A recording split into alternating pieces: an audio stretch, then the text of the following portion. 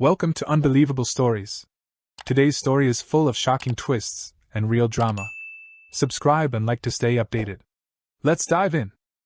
It had never truly dawned on me how self-absorbed and manipulative my wife, Emma, had become. In her twisted perspective, she managed to transform her betrayals into something she deemed righteous. These thoughts lingered as I grappled with the devastating truth. Our confrontation was heated. Her breath was ragged, her face flushed, and her eyes burned with intensity. A look that made me question everything and ultimately walk away.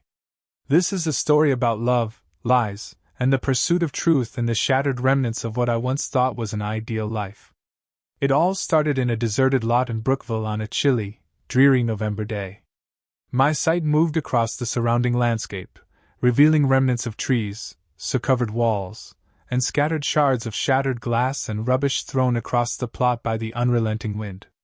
This sight felt like a metaphor for my life, an empty burnout shell filled with loneliness and hatred.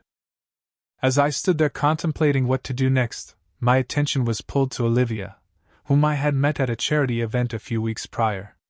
My cousin, James, invited me to this event and suggested I use it to increase my network of business opportunities. The evening turned out to be dull, but Olivia captured my attention with her grace and confidence. We spent the evening in delightful conversation, and I decided to invite her to dinner. Our meeting was full of common interests, and I was soon drawn to her. We dated for several months until our affection faded. Despite my hesitation and uncertainty, Olivia took the lead one evening, demonstrating that desire is not exclusive to men. She offered me a ride that could have formed a mechanical bull racing team, and by the end, I was extremely exhausted. It was the most fun thing I would done in my life. From that point forward, intimacy in our relationship grew more frequent and easy. We were living together within a few months of meeting, and just over a year later, we got married.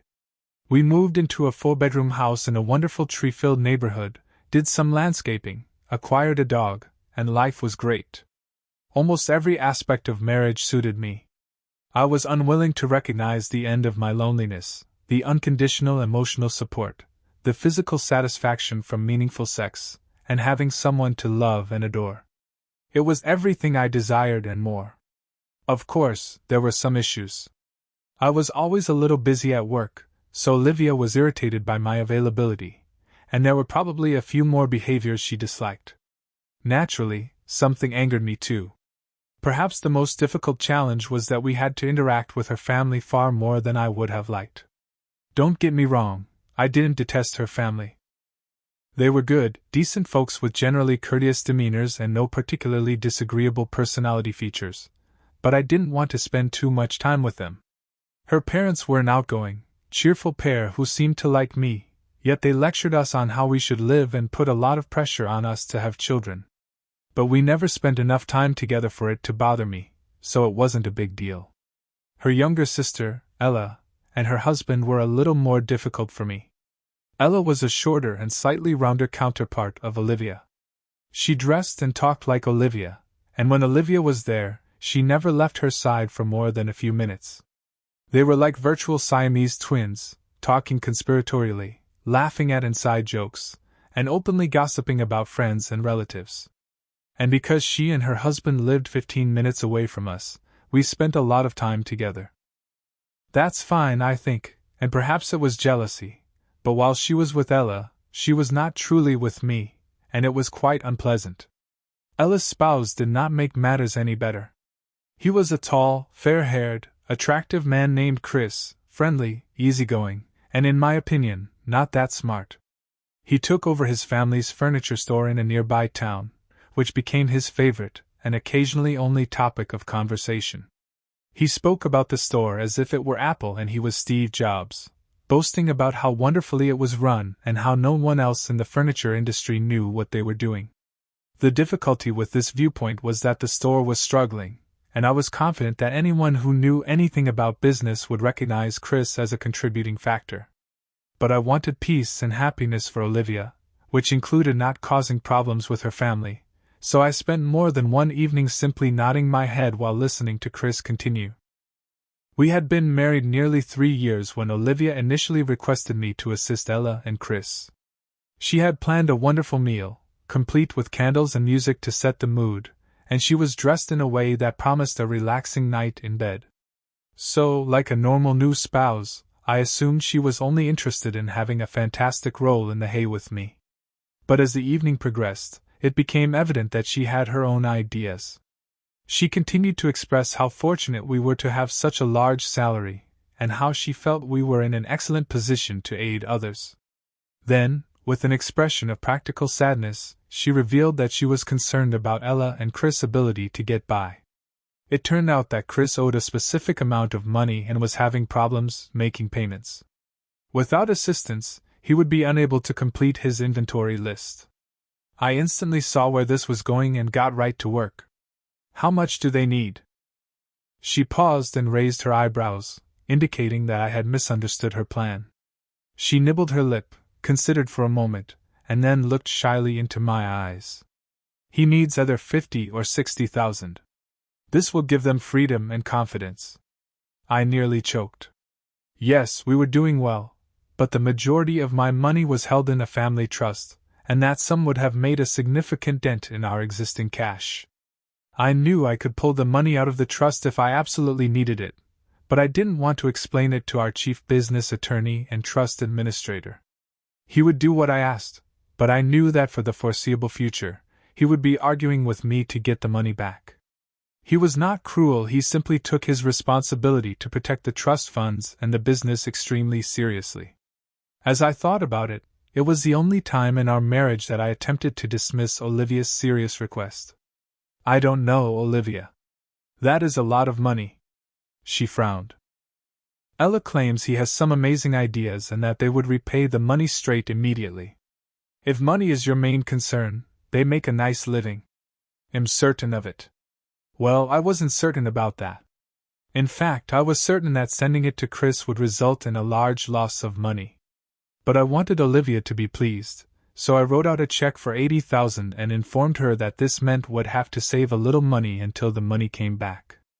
I once heard that if you lend money to a relative, presume you will never see them again. This prepares you emotionally so that the relationship does not suffer if they do not refund the money. So, to my understanding, it was a gift, the 80,000 gift to Olivia's sister and a somewhat inept brother-in-law, which I didn't think would fix the problem because I knew he wasn't a good enough businessman to run his own shop, even with money. I was unhappy, but I wanted to be a decent guy for her and her family. I wanted to please them and was willing to spend 80,000 to do so. 3 to 4 months after I loaned Chris the money, I was at home looking for a flash disk that had crucial data. I had a poor tendency of leaving critical items in unexpected places, so I almost looted the entire house. After searching all the normal locations, I went into the guest room and looked around the table and under the bed. When I stood up, I observed that it was abnormally lumpy, at least by Olivia's standards, and that there was far more disorder than I was going to make with my little search. It was clear that someone had been lying in it, and then hastily pulled up the sheets and blankets without properly preparing it. It didn't seem like a huge thing to me at the time, but later that evening, I unintentionally mentioned it to Olivia. Hey, did anyone sleep in the guest bed? I went there lately, and it was somewhat unkempt, I replied. Olivia started to stutter her response and appeared hot and uncomfortable. Well, I had a nap there earlier. Sorry, I was cleaning and was so exhausted that I immediately hopped into bed with no time to clean anything. At that point in our marriage, I trusted Olivia so much that I couldn't imagine her explanation being anything other than the honest truth. In fact, I remember finding it amusing that she was scared or embarrassed because she needed to take a nap in the middle of the day, and that the blanket wasn't the only clue I overlooked. Over the next year or two, a series of bizarre, incomprehensible events occurred that, if I hadn't stuck my head so far up my ass, would have shown Olivia's lack of virtue. For example, I took it for granted that her normally calm job as an assistant manager at a small independent bookshop now forced her to attend a 5 or 6 hour uninterrupted meeting every Tuesday, a meeting so crucial that I shouldn't have attempted to contact her at the time. I also accepted any explanations for the little bruises that appeared on her body, some of them in rather private areas, or the undies in the laundry that I couldn't recall her wearing. And then there was the story about orange juice. Olivia began shopping at a new high-end grocery store, which wasn't too bad, except that she couldn't get many of the goods they wanted, including my favorite brand of orange juice. I objected about it, and advised her to switch stores, but she argued that the new store was better and more convenient for her because it was immediately on her way home from Tuesday meetings. Her grocery shopping habits may not appear to be a strong indicator that she was cheating, but the knowledge was what finally prompted me to stop and reflect, leading to the epiphany that crushed my heart. Less than 15 months after the first loan, Olivia hinted that Chris and Ella would require further funds.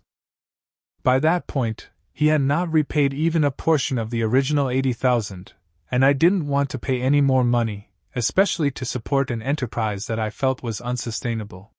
So, I declined Olivia's offer, hoping she would get the idea and stop asking. But she persisted, warning Ella and Chris that if they didn't improve and buy more goods, they might lose business. Still trying to be Mr. Popular, I felt unable to say no openly, so I eventually agreed to see Chris' business plan and tour the store to see what he intended to do. I was hoping Olivia would back off if I proved that this was a bad investment. I met Chris in his business on Monday morning, and he walked me around, showed me the floor plan, introduced me to the staff, grinned, and patted me on the back as if we were the best of friends. When we stopped to talk to someone, he spoke about his business strategy with tremendous confidence, almost in sincerity, stating his belief that with a little more money to boost inventory and make a few renovations, the store would immediately turn a substantial profit. Chris and I sat in his office for half an hour, and I expressed my concerns as delicately as possible. I told him that I thought the company had some serious problems. I hinted that unless he could optimize and reduce expenses and pricing, he was unlikely to grow client interest and revenue, even with the improvements he intended to make. I even gently recommended that he consider selling the business and pursuing other work, but he was insulted and insisted that a facelift was all that was required to rectify the situation. I didn't have the heart to turn down his request for money, so I explained that I didn't have enough personal funds to grant him a substantial loan and that it would have to come from a trust. I told him I would go back and speak with our business attorney to see if he could clear the way for the loan, but I couldn't guarantee anything. My strategy was to minimize controversy and make it appear as if I was making a genuine attempt to acquire him money before breaking the bad news and blaming the attorney for turning him down. I realized it was cowardly, but I wanted to retain the harmony in the family and didn't want to lose so much money. In reality, our attorney would do nearly anything I requested him to do, but I always made it clear to everyone I knew that he needed to maintain strict control over the trust and that I couldn't override his judgments. It may seem unjust to make the attorney the evil guy, but to be honest, I believe he relished the job and never complained to me about it. At the end of the conversation, Chris nodded and smiled confidently, indicating that he believed he would receive credit. He shook my hand firmly and stroked my back again, making me feel even more awful as I walked away. I drove away from the parking lot and along the highway, thinking about meeting Chris and attempting to mentally clear myself of the sins of timidity and borderline dishonesty that I had committed in his business. I was driving along, not paying much attention to my surroundings, when I noticed something that initially appeared to be an odd coincidence but then evolved into a vague, troubling notion. It was a smaller grocery store than most larger chains, painted green, and featuring a giant Carson sign. It appeared so strange that I was certain I had never seen anything like it before, but the name reminded me of something, and I couldn't figure out why. I thought about this for a few minutes before it dawned on me. The store was named Carson. Olivia began shopping at a supermarket that did not offer my favorite orange juice but was much closer to home. However, this store was not near her workplace, our home, or anywhere else it made sense for her to be throughout the week. Thus, it didn't make sense that this store was convenient for her Tuesday activities unless, of course, she did it inside a furniture store. Thinking about it, some unpleasant possibilities began to emerge. I did a U-turn, drove past Carson's, and returned to Chris' furniture store to sit in his parking lot for a few minutes. I took out my phone and checked to see whether this was the only Carson store in Brookville, then spent 15 or 20 minutes considering all of the reasons she may shop there. I examined the possibility that Olivia had another office in the neighborhood, met Ella for lunch, or frequented a health facility or something nearby.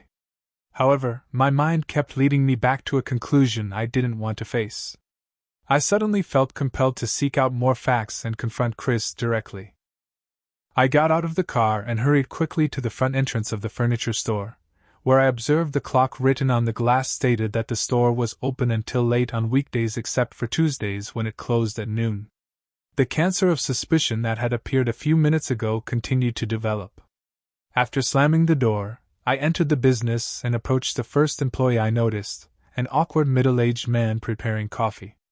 "I apologize, but I'm going to take a break right now," he interrupted angrily. "I don't want to take up your time, but I have an urgent need to speak with Chris Walker.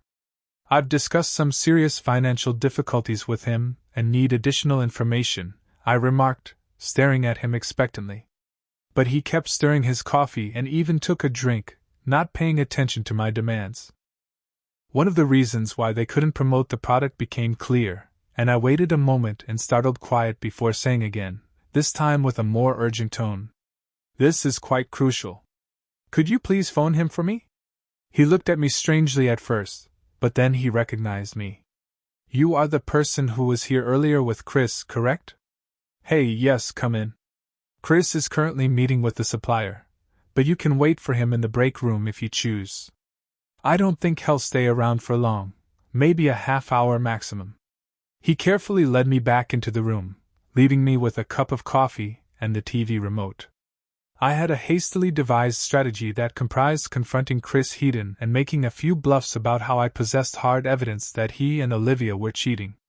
I would threaten that if he didn't confess right away, the evidence would reach Ella and the rest of the family. I resolved that if Chris cheated on her, he would go immediately, and if not, I would have to live with the embarrassment. Maybe he'll make a joke about it or something, I believed. I was walking around the room, rehearsing the speech in my brain, considering how I would imply that I had images or film, or even claim Olivia had admitted to the affair. Thinking about the forthcoming confrontation, I started looking around the room without thinking. I scoured periodicals and watched a few TV shows before deciding to look around for clues. It finally dawned on me that if they were exploiting the business to defraud people, it was most likely happening in this break room, and if they were doing it here, they were most likely utilizing the beat-up couch I had been staring at for a minute or two. I considered the sofa with wrath and trepidation. It had a faded green color with a few coffee stains and a tear in the material. One of the armrests had obviously seen better days. It would definitely fit better in a junkyard or a second-hand store. I lifted the cushion, and my pulse quickened slightly. I observed that it was a full-sized bed with linens on it. I quickly checked that Chris was still in his office before pulling out the bed. The linens were soiled and wrinkled, with a couple of slightly darker yellowed patches where a wet spot after sex would be expected. There appeared to be a lipstick smear or two on the bed, and it smelled strongly of perfume. When I opened the bed, I noticed some debris on the floor under the sofa, so I stretched my right hand into the space above the bed to reach the soiled carpet below, pulling up each item one at a time. In the end, I found a pen, a broken coffee cup, an empty tube of KY gel, and a restaurant receipt. Olivia enjoyed eating at a Mexican restaurant, and the check had her trademark smooth, elegant, and incriminating style. Even looking back, I recognized that the check was really fragile circumstantial evidence that could be readily explained away by any number of stories or explanations. But finding it made me feel lighter. The final notion from my thoughts, together with the minor inconveniences of her Tuesday appointment schedule, bruises, the use of underwear, and the disarray in her bed, painted a clear image of a cheating wife and a shady brother-in-law.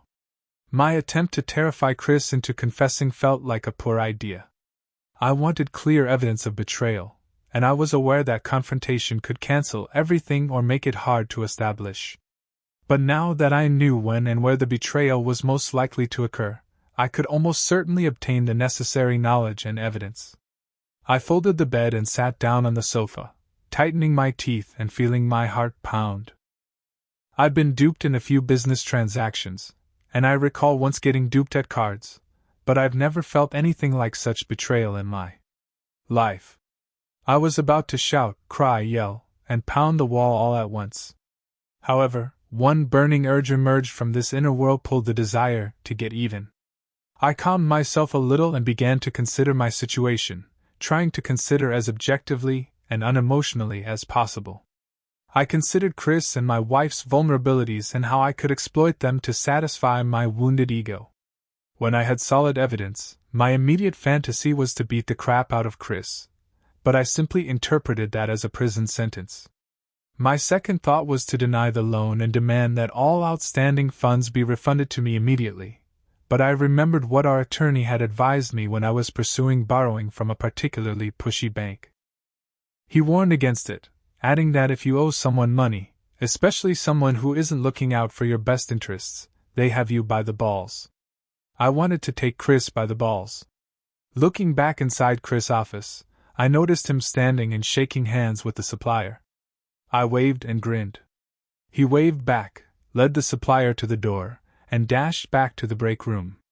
Hey Michael, did you forget anything? Need more information? I shook my head, smiling. Listen, Chris, I thought about it, and I believe I may have made the wrong impression today.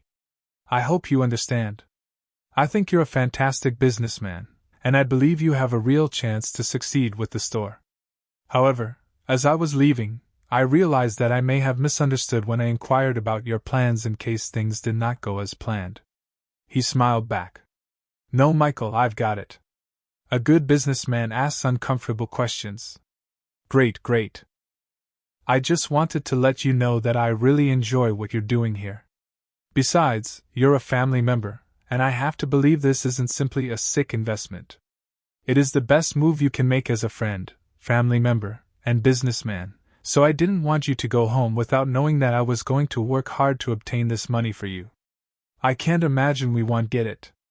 As previously said, I do not have a large amount of money in my own accounts, so I must request a trust fund withdrawal.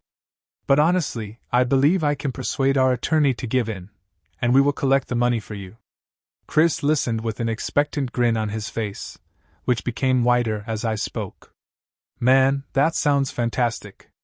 I'm telling you, this business is about to take off, so this loan is equally safe with me as it is with the bank.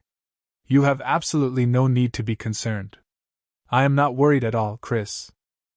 Of course, our attorney will have to reach some sort of deal because he insists on preserving the trust with collateral and whatnot.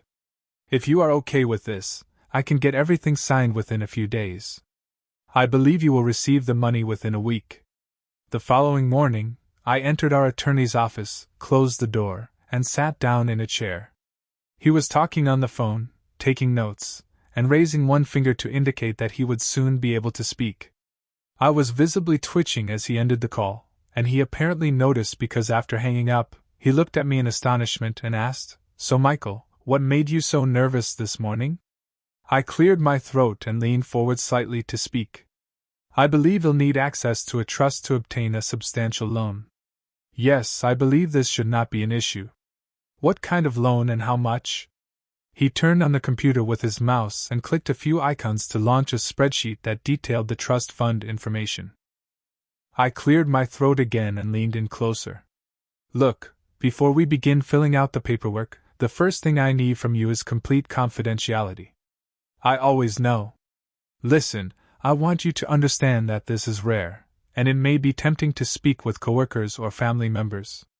I don't want anyone except you and me to comprehend what I'm trying to do here. He shuffled in his chair, wrinkled his brow, and after a brief pause, began to respond. Michael, if this is illegal. It is not illegal, not at all. What I actually want you to do is create a document that represents the peak of sound legality. He shook his head, so I continued. I would like to borrow some money and have you draw out loan documentation. I want the loan terms to be absolutely explicit. I want the loan to be appropriately collateralized by the firm for which I intend to grant it, and the penalty for non-payment to be very clearly defined. It sounds like you are expecting a default. It's almost as if you want to draw the guy into a trap. So, who are you trying to trap and why? I paused for a while before responding, then looked him directly in the eyes. I intend to capture my brother-in-law, Chris. The reason is Olivia.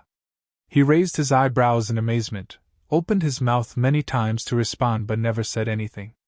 Finally, he sipped from a glass of water on the table and asked anxiously, "Are you sure about this?" "Very," I responded. Within a week, the document was prepared, and I personally delivered it to Chris for his perusal and signature. He requested his lawyer, a tiny muscular man named Jake, who also happened to be his cousin, to meet with us and go over the document. "Okay, sir," I started. "Jake, I looked at it last night, and it pretty much matches my expectations for a company loan. But Chris, there are a few things I would like to point out before you sign." "Okay," Chris gave his normal polite smile. "Sure, give me the details." Jake cleared his throat and stared intently at Chris. I felt I saw contempt in his eyes, as if he knew how little Chris knew about operating a business. "Okay, first thing, the $500,000 loan will be repaid over 7 years. You've got a fairly standard rate here. Payments will begin immediately, totaling a little more than $6,000 per month." Chris nodded. "The real amount you will receive will be only $365,000 because we are combining it with your loan from a few years ago. Michael will receive $80,000, and you will receive the remainder. Is it clear?" "I see," Chris said smugly with a faint accent. Jake looked at him again and spoke quietly. "Okay. Now the loan is secured by collateral. It is related to both your business and the property above. Kayak, is this where they hunt ducks?" "Yes," Chris gestured to our attorney while speaking with Jake. "They wish to protect Michael's trust in the event that the business fails." He winced briefly before hastily adding, "But that will not happen. The business is in terrific shape." "I believe so." Our attorney seemed to think so, and Michael absolutely believed so. "Seriously, Michael?" "Yes," I responded with as much excitement as possible. "Chris showed me the books, and I believe he has a winner here." I grinned. "Though not sure if you know, but our attorney is quite conservative and constantly analyzes the worst-case situation. He wants to be certain that the trust is protected, so it is critical to him that if the business collapses for some inexplicable cause, there is something to recompense the trust." Jake frowned, then stared at Chris. "Do you understand that if you default, you risk losing the business transferred to the trust, as well as land for duck hunting? This has been in our family for a very long time." "Certainly," Chris spoke sincerely, maybe to demonstrate to Jake that he understood and took the warning seriously. "I understand the consequences. Still would, but to be honest, I am quite confident in the business, and I believe that taking out this loan is far safer than trying to run it without it. Do you understand that fines start accruing 3 months after an insufficient payment?" "Right. I fully understand." He smiled at me as if we shared a secret, as if he knew I would never let our attorney apply punitive fines for anything other than the most heinous offenses. I simply smiled back. At home, Olivia was overjoyed. She went on and on about how Chris' business would thrive now that he had enough money to address his key issues. I somehow managed not to say what I actually wanted to say, which was that Chris was the major problem, and no amount of money would address it. But for the next 2 weeks, keeping my mouth shut regarding Chris' commercial ability was the easiest thing I could do around Olivia. I needed more knowledge to end my marriage the way I intended, and it would take some time. So I knew I would have to control my emotions, which ranged from melancholy to wrath and disgust whenever I thought of her deception. Having supper with her without erupting became a challenge, and sex was avoided whenever possible. And since I had no doubt, I was forced to rely on memories of a fairly nasty sexual event from many years before. When I was 18, my buddies and I traveled to San Diego for spring break. We spent one night in Cancun to unwind. We drank, watched some extremely explicit and frankly gut-wrenching sex shows, and came away with a few. I somehow ended up paired with a woman in her 30s who had obviously had a difficult life. She was not particularly attractive, and she may have been much less appealing than I recall, given that my perception of aesthetic attractiveness was obviously influenced by a high blood alcohol level. Even in this state, I had severe reservations about taking her to bed, and I began to make excuses to get out. But my buddies hounded me, questioning my manhood, sexual orientation, and everything else, making me feel as if I had no choice. I hurriedly faked a smile, drank a few more drinks, gritted my teeth, and followed her into the damp, filthy private room above the bar to get down to work. Now, in order to get the job done, I realized I had to pretend she wasn't there, that she was just a sexual device. I ended up treating her as a piece of meat, having her and enjoying her despite the noise from the bar, the cramped quarters, the unclean linens, and the foul odors she let off. So, during the next 3 weeks, when I had sex with Olivia, she returned to that image in my mind. I closed my eyes, pressed my emotions aside, and hugged her as I had that unfortunate Mexican girl all those years before. Nothing soft or affectionate, only a biological function. Once I started, it was almost too simple to have her as hard and fast as I could. I was quite harsh with my method. Unsurprisingly, Olivia noticed the differences and eventually mentioned them. She lamented that she hoped she could have had some gentle, romantic sex when we got into bed. However, she did not appear to dislike how we had it, and pondered it. Which is a step up from the sex we had previously had. In another life, I believe she would have made a lot of money off American tourists visiting Cancun. Obtaining conclusive evidence of an affair turned out to be about as simple as I expected. Chris utilized some of the money to renovate the business, and throughout the day, there were several workmen completing repairs. I correctly predicted that the electrician, who had $1,500 in his back pocket, would install a camera and recording device in one of the light fittings. On a Monday morning, around a month after Chris received the money, over the sofa in the living room. In 2 days he had everything cleaned up. I now had a good notion of what Chris and Olivia were up to, so I believed I was ready for what I would see through the webcam. I decided to sit in my office at work with a drink and some chips and take everything in as objectively as possible, as if I were watching a film. It turns out that seeing your wife have sex with another man is far worse than simply realizing it is happening much worse. By the end of the recording, I had consumed so much scotch that I couldn't make it home. My desk vomited twice and tossed a paperweight at my office door. The details are mostly what you'd anticipate. On Tuesday, I got at the beginning of the day and began looking around quickly until I noticed a woman in a blue dress enter the room with a large shopping bag, take fresh sheets from the bag, and spread them down on the sofa. I instantly reduced the recording to regular speed and confirmed grimly that the woman was Olivia. After changing the linens, she opened the bag again and pulled out a bottle of wine and 2 glasses. She removed her blue dress, folded it neatly, and placed it in her luggage before waiting on the edge of the bed, wearing thigh-high stockings, French-cut underwear, and a very revealing bra, while reading a novel.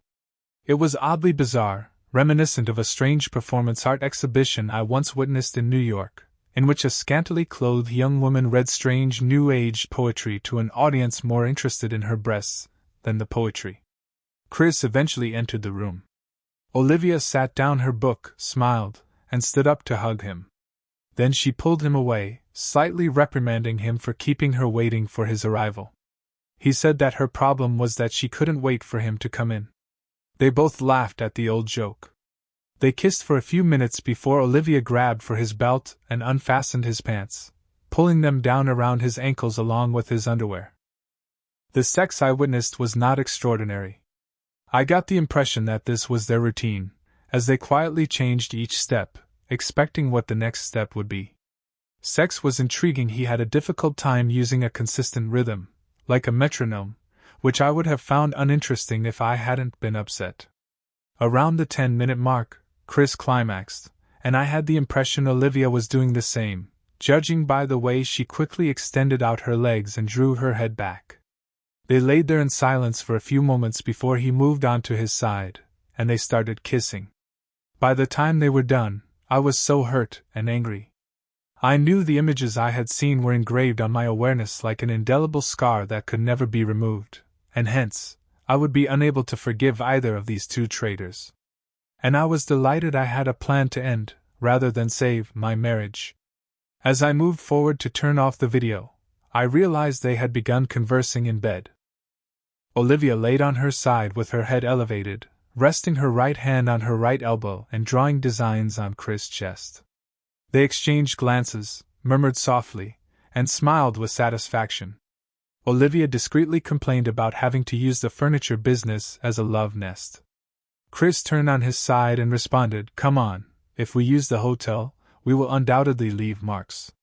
We almost got caught utilizing one of our houses. We really have no option." Olivia shrugged. "Yes, I understand, but I wish we had another area to play. I don't like this room. Changing last week's soiled sheets to make love does not excite me." Chris stretched out and stroked her face while smiling. "We could always run away together." Olivia chuckled in response, and Chris' demeanor became contemplative, his smile fading somewhat. "Seriously, Olivia, have you ever regretted marrying Michael? I mean, I adore Ella, and she's a good wife, but I'm wondering if you think it would be better if you and I married instead of them." Olivia sat up on the bed, practically sitting with her back against the back of the sofa and her arms wrapped around her knees, which were drawn to her chest. She looked at Chris before responding. "Come on, how many times shall we do this?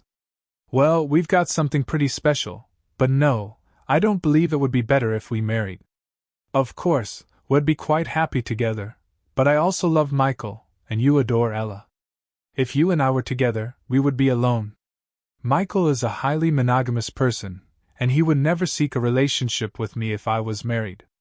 And I doubt Ella would be pleased with that either." She leaned forward and kissed Chris' cheek, caressing his chest with her left hand.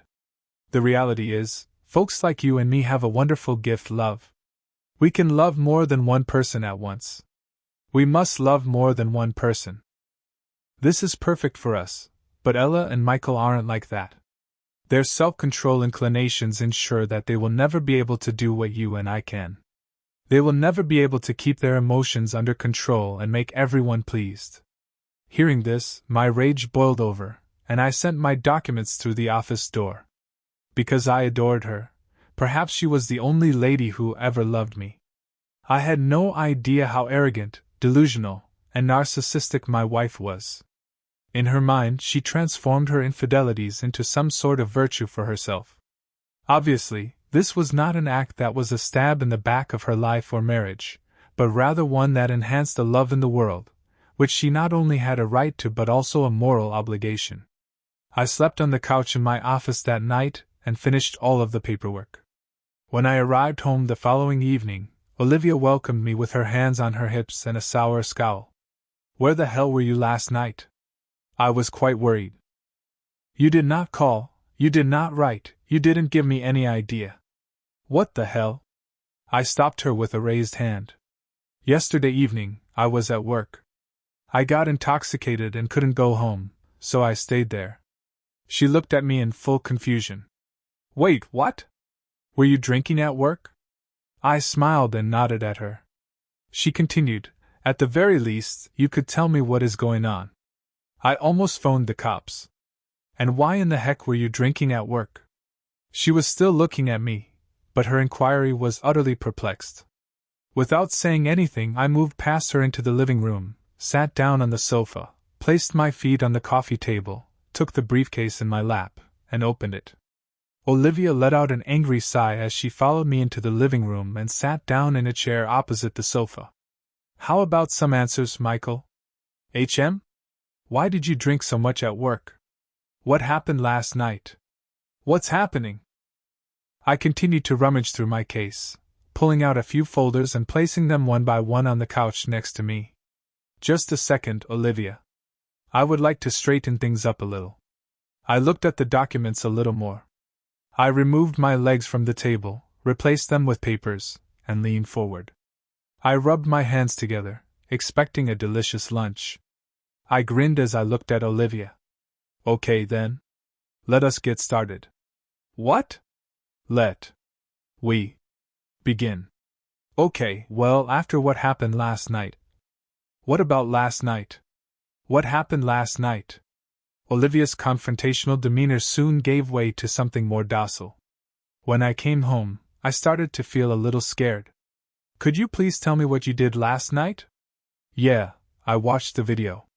Did you watch the video? Yeah, I saw the film of you and Chris having sex on the couch in the lounge and found it upsetting, so perhaps I went a little overboard. Do you understand? I smiled. Weakly, emotionless, looking at Olivia's expression, which ranged from surprise to shock to scared confusion. Her lips were partly open, with tiny spasmodic movements that barely opened and closed, unable to make a single meaningful sound. Her eyes raced back and forth from the papers on the table to the door and to me, as if she expected someone or something to walk through the door, put the papers away, and everything would be well. Eventually she spoke. I do not comprehend, Michael. What exactly are you talking about? Come on, Olivia. You cannot be that foolish. I'm referring to you and Chris and what you did yesterday and every other Tuesday for a year. I gestured at the papers in front of me. I am talking about the end of our marriage. Olivia gasped and briefly covered her mouth. I waited for her to respond. Michael, we can work it out. I guess I can help you understand. I believe I understand, love. I took a DVD from my briefcase, held it in my palms, and then pushed it over the table to her. Last night, I got a lot of information to assist me in understanding. Indeed, a veritable goldmine of new information about my adoring wife and pleasant brother-in-law. She stared at the DVD like it was a dangerous snake, recoiling slightly but making no attempt to hold it. Come on, Olivia. This is your copy. I won't tell you how I acquired it, but I have mine for future reference to expand on your idea of love and dedication. She leaned forward and began to stand up, and for a second it appeared like she was going to approach me, but I raised my hand to stop her. She sat down.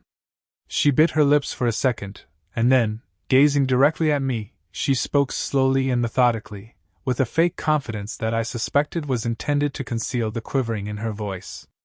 Michael, please listen. You must open your mind and think about this. There is no use in destroying your life or our lives because our ideals and talents differ. I love you, and I've always been willing to accommodate our differences.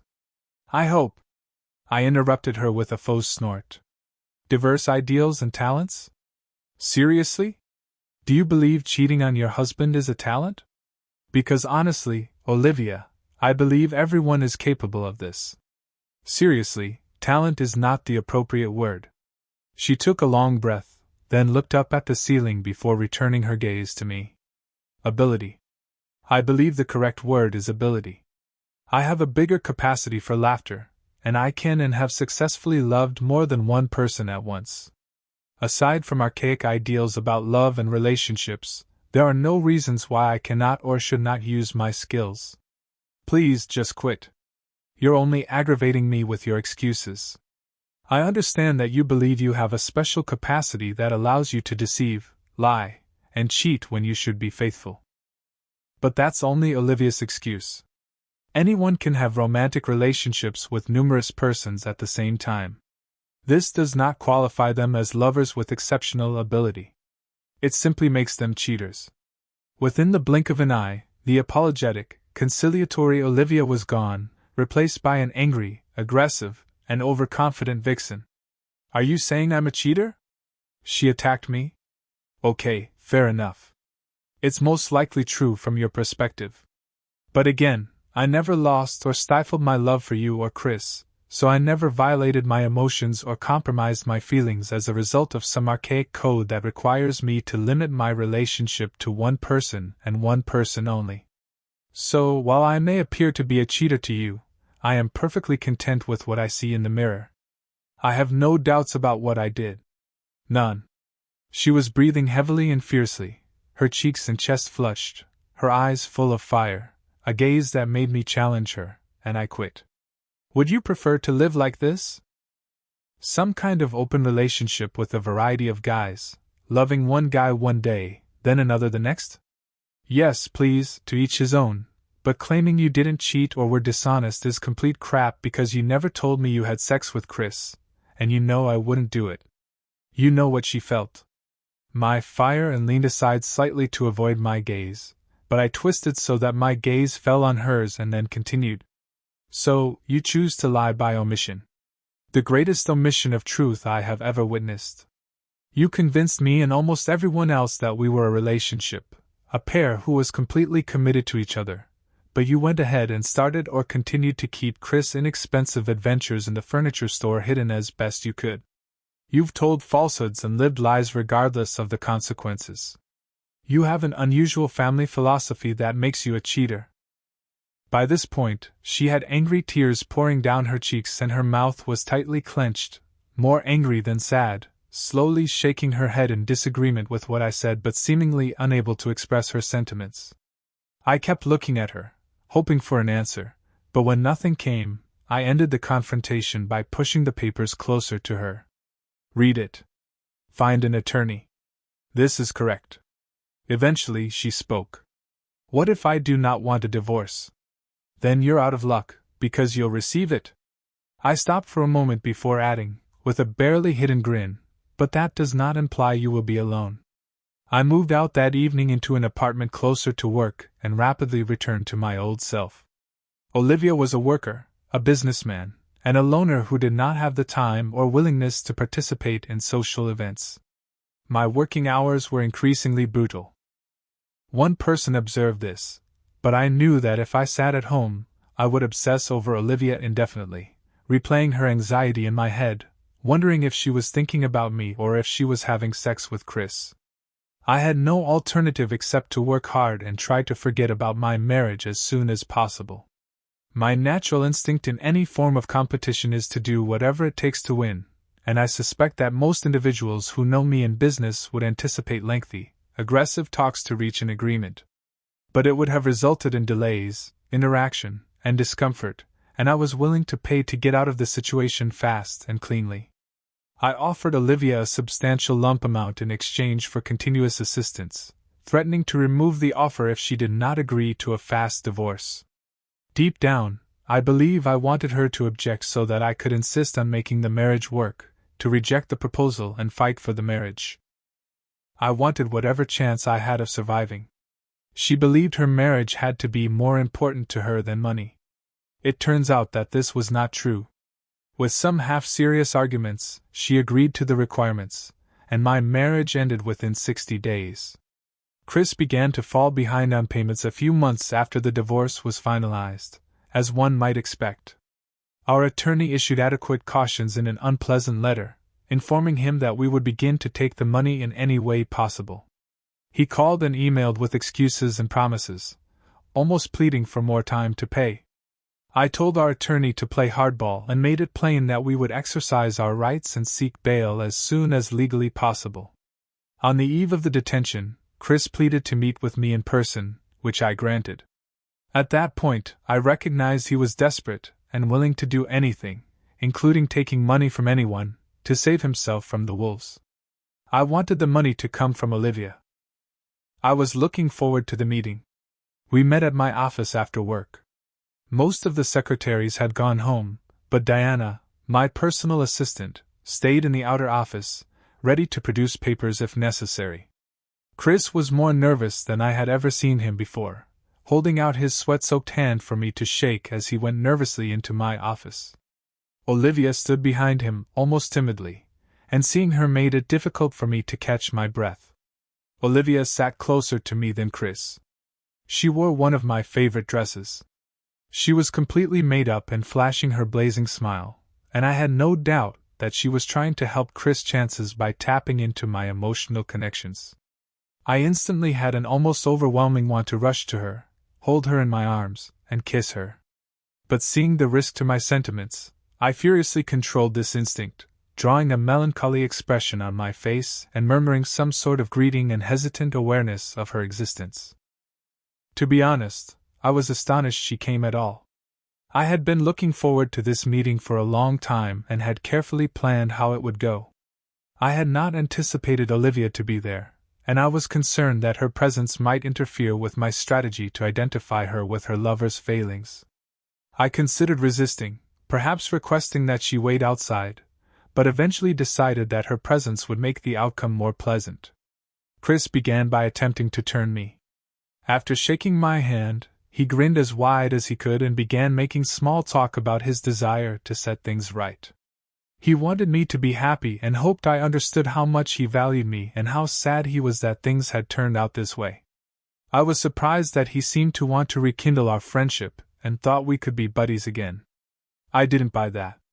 Without smiling, I glanced at him and halted his little statement as dramatically as possible. Chris, please stop this nonsense. Your apologies are meaningless to me, okay? He swayed in his chair like if I would struck him, then he pursed his lips, took a deep breath through his nostrils, and nodded in agreement before starting over. Okay, apologies, Michael. Let us get down to business. He stared at me as if this was my meeting and that I should continue, but I merely extended my arms up in an expectant posture, waiting for him to explain his case. He lowered his lips uncomfortably and ran a quivering hand through his hair before explaining that he had every intention of returning the money but was now short on funds. He mentioned how our attorney plays hardball and expressed uncertainty, knowing how much he was pressuring him to pay. He went on to add that the business was on the verge of recovery and that with a little patience, he would be able to get his head above water. Finally, he tried to convince me that if I gave him more time, I would be in a better financial position. I leaned back in my chair, attentively scrutinizing Chris' tense smile, the thin film of sweat that had developed on his forehead, and the uncontrolled quivering of his right palm on the table between us. Chris, if you weren't a flagrant deceiver, I might consider granting you a respite. His eyes widened in surprise and distress, and he leaned forward to complain when he was stopped by a raised hand. Come on, Chris, you must understand that it is nearly impossible to trust a man who hasn't considered screwing his daughter-in-law. You should understand that asking the woman's spouse for financial assistance is completely ludicrous. Chris shuffled uneasily in his seat as Olivia hurriedly cleared her throat and spoke in a sorrowful tone. Michael, please. You can't penalize Chris simply because. I can do whatever the hell I want. I snapped at Olivia, giving her a hostile look. Why are you here? I thought I might be able to persuade you to do it for old time's sake. I still worry about you, and I thought. I interrupted her abruptly and rudely. You had an incorrect thought. Honestly, your presence reminds me of how Chris knew both figuratively and physically, so do yourself and Chris a favor by sitting back, trying to appear kind, and keeping comments to a minimum. Her eyes welled up with tears and her chin wrinkled, but she did as I said and sat back peacefully in her chair. I turned back to Chris. Okay, Chris, that's how things will be. You will pay the bill on time according to a schedule. I will begin the working off procedure to extract everything possible from the collateral. Chris shook his head forcefully. Come on, Michael, you cannot take my business from me. You cannot. I can, and I will, if you do not pay. Chris, my advice is to get money. Reach out to your family, locate a bank, or sell something. I do not care. Just collect the money. But, however, as you are aware, banks do not lend to me. Otherwise, I would have turned to them first when I couldn't help. They don't have that much money. I stared Chris directly in the eyes. Don't tell me that your family doesn't have money. I know they do. No, oh no, they would help if they could, but they simply cannot. How about her? I pointed a finger at Olivia. Have you asked her for money? Chris sat back down. Olivia doesn't. I laughed. Of course I did. I wrote her a check for $200,000. She has a lot of money. Really? Olivia smirked at me, and Chris asked her a question, implying that he was unaware of the lump sum payment. She felt apprehensive, maybe a bit nauseated. Yes, I have it, but I need the money. I laughed again. Stop, Olivia. When you originally convinced me to support Chris, you told me how safe it was to give him money. Why are you hesitant now? Don't you believe Chris can get his business back on track? Don't you want to assist? Convince me that he's worth the money. If you believe this is a worthwhile investment for me, why not for you? I gave her an ugly grin. She gulped hard, briefly glanced at Chris, and then returned her gaze to me. She took a deep breath, squared her shoulders, and said in a slightly defiant tone that she would make up the gap for a while. Chris grinned at her. She returned a feeble smile, and they walked away. Chris walked with confidence, while Olivia walked with disappointment. As they held the door open for them, I left them with one final command. Remember, Chris, I don't care how. I only need money. You will receive your money, he spit back at me. Olivia appeared worried. Over the following couple of months, I continued to seek refuge in my work, businesslike and inefficient with everyone. I proceeded to avoid intimate conversations at all costs, rejecting any social possibilities and preferring to work, or be alone. I tried so hard not to think about my wife's infidelity, but everything reminded me of her. Of course, Chris' monthly check was laying on my desk. The check gave me a horrible sense of satisfaction, as if I had somehow helped to bring the perpetrators of my fortune into poverty. Ella contacted me, and things got a little worse. She sent me multiple emails and even contacted me on the phone. I was astonished to find that Chris and Olivia had revealed to her, albeit in a mild version of their affair, and that she had taken it hard at first but had eventually forgiven them both. To my disappointment and terror, she faintly intimated that she suspected they were lovers and had reached an agreement in which Chris and Olivia continued to see each other. She even made a half-hearted effort to persuade me to consider getting Olivia back. My comments were caustic and cruel, and I was confident that by the end of the second call, I had left her in tears. Following that, I never heard from her again. Ella's obvious tolerance made it clear that the emotional cost Chris and Olivia incurred was much lower than I had anticipated. Now I was terrified that the story would end, that Chris would pay off his debt, that he would pay off Olivia, and that they would all be pleased with the outcome, both financially and emotionally, and that they would leave me behind, shaking their heads at the poor soul who couldn't understand what modern love was. I should not have bothered. The furniture showroom burned down 9 months after I met Chris and Olivia. It was a stunning 2-alarm fire that threatened numerous surrounding structures and made nightly headlines. I didn't see the storyline, but our attorney did, and he called me right away to discuss the consequences. He was unhappy with me for taking such a risk, since he was certain that the trust had flushed a huge sum of money down the toilet. I calmed him by offering to personally purchase the debt if he defaulted, assuring him that the property itself was valuable solely because of its position. Obvious doubts were raised about the fire, and when catalysts were discovered, the insurance company refused to pay. With no income from the store, Chris defaulted on the debt, and had bought the burning wreckage of the property, as well as 35 acres of Colorado duck hunting territory. The criminal inquiry took nearly 6 months. The police put together a strong circumstantial case against Chris and Olivia. They were able to demonstrate that the store was losing money, and Olivia was spending more and more money each month to keep it open. Chris made repeated frantic attempts to acquire funds from other sources, all of which failed before secretly selling the business.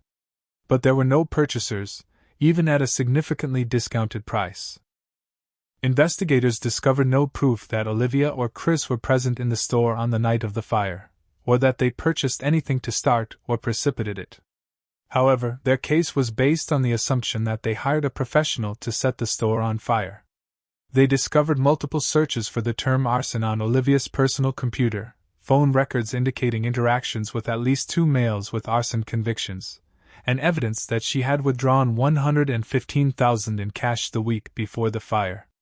Olivia and Chris had a decent lawyer, who she most likely paid for with whatever money she had left, and the district attorney knew he was going to fight, so he began making agreements. I believe they began with first-degree arson and fraud charges and progressed from there.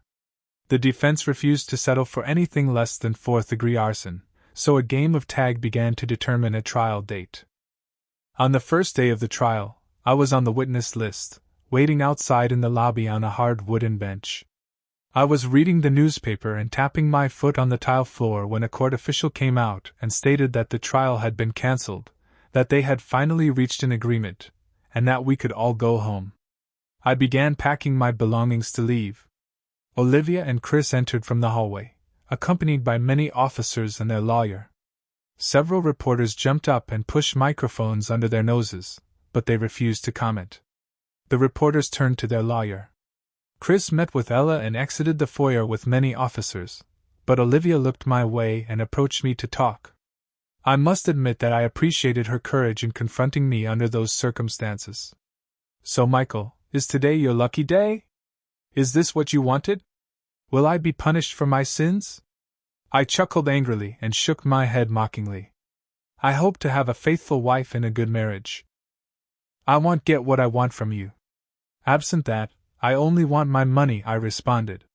She snorted. So you're not getting any of this now, are you?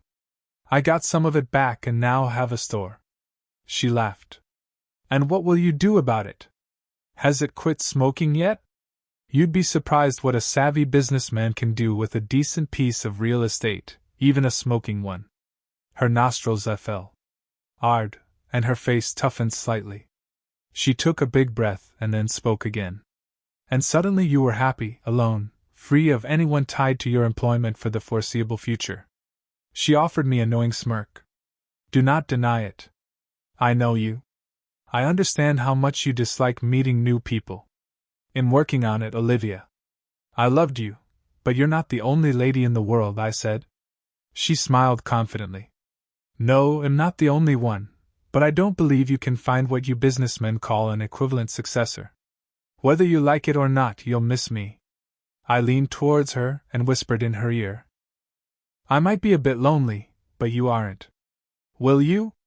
The good news is that you'll be sharing a small area with a group of attractive, androgynous women with whom you can share all of your bountiful affection. This will benefit both you and the lesbian community. Olivia astonished me by immediately losing her cool after my last statement, recoiling as if I were radioactive. Her expression was contemptuous, and her eyes were angry. She took a deep breath, her chest heaved fiercely many times, then she exploded. You're sanctimonious, self-centered, and emotionally damaged, she wailed as police hauled her away. I'm heading toward the door. You will be in the same hall as me, alone with no one, married to my slave. As I saw her shout at me, her love for me completely vanished, leaving only scornful loathing. I was struck by a sudden sense of sadness. I fought the temptation to express my grief, smiled faintly, and murmured some gags about her public usage of harsh language, but she just resumed her rant as if I hadn't said anything. But only a short time will pass until I am released from prison and able to resume my life, and you will remain alone, wishing to be with me. And then, many years later, when you're married to a dull ex-secretary, you'll be sorry you didn't agree. The door closed behind her, abruptly silencing her ranting. I turned and left the courtroom. My day had been freed of judgment, and now, with no meetings or conferences, am fighting with a developing sense of despair and loneliness. I visited the burnt location and reflected on my life. The temperature fell, and the wind continued to whip my jacket and sting my face as I gazed around, still unsure what to do with the wreckage. I wasn't sure if I could even see the situation, and all I wanted to do was sell everything, forget about the loss, and get back to doing what I would done before. It was safe, maybe even clever, but I knew there was another choice. You might take a risk and rebuild, possibly opening another furniture store. I was considering the potential of effectively selling furniture from the same location where Chris failed. I was considering making a huge issue out of it, with plenty of advertising, billboards, and possibly even TV advertisements, something Chris and my ex couldn't miss. I can even call it Olivia's, and have plenty of last-minute sales. It seemed to me that the decisions I would make regarding the site were similar to the ones I had unknowingly made about my life in general. Olivia was correct about me. My natural and sole social position prior to meeting her was to retreat, avoid the possibility of closeness, and concentrate on work. I saw myself gradually approaching a life of loneliness, a financially secure but largely unhappy existence. I reverted to doing something safe, such as sitting on the concrete block. I looked around again, still assessing my alternatives and planning my future. I was caught between my anxieties and desires, the ingrained behaviors that served and defined me, and my yearning to change and be unique. I was about to leave and return to work, letting things pass and deferring the decision until another day, when a few rays of late afternoon sun pierced through the clouds between the buildings and illuminated the graffiti-covered wall across the street. The light created a searing orange glow on the wall, giving the concrete and letters an incandescent appearance. The words were written in large white letters that were clear and easy to read: "Take action." I've always disliked superstitious people and how they let meaningless, objectively irrelevant things govern their lives as indications or habits, but lying on a concrete slab in November, recalling these words seemed like Fatiha communication from God. I got out my cell phone and contacted the workplace. "I'm calling my helper." "Hello, Diana? What is the name of the architecture firm that created the new shopping complex that is making headlines? The one with glass and fountains? Is it Hammerstone?" "Something like that, I believe." She chuckled lightly to herself for a few moments as she checked. "Yes, Hammerstone. Looks like they're based in Brookville." "Okay, could you please arrange a meeting with me as soon as possible? Are we building anything?" I gazed around the neighborhood, mentally envisioning the new store, and felt a burst of confidence. Yes, I think so." "Okay, sure, boss. Anything else?" As my gaze rested on the graffiti, I tightened my lip for a brief moment. On the opposite side of the roadway, again reading the imperative, act. "Yes, Diana, there is one more thing. Do you remember the representative in the counterfeit jeans? Brenda White? Is she a tall blonde, I believe?" Her tone became more skeptical, and I wondered if she felt I was having a breakdown. "Could you give me her phone number?" "Of course, boss. Do you want me to connect it?" No. I will call myself." "Thank you." Thanks for watching. What would you do in Michael's situation? Seek revenge or forgiveness? Let us know in the comments, and don't forget to like and subscribe for more stories.